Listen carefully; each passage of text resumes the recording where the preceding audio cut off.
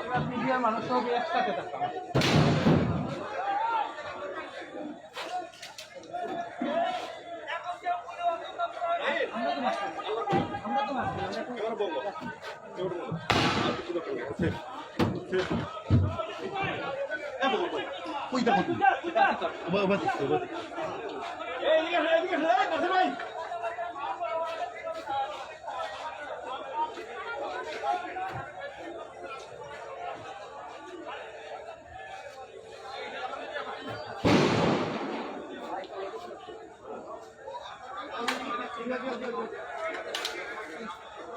এই মুহূর্তে আমরা রয়েছি যে সিলেটের যে আকাল সেই বয়ে আমরা সিলেটে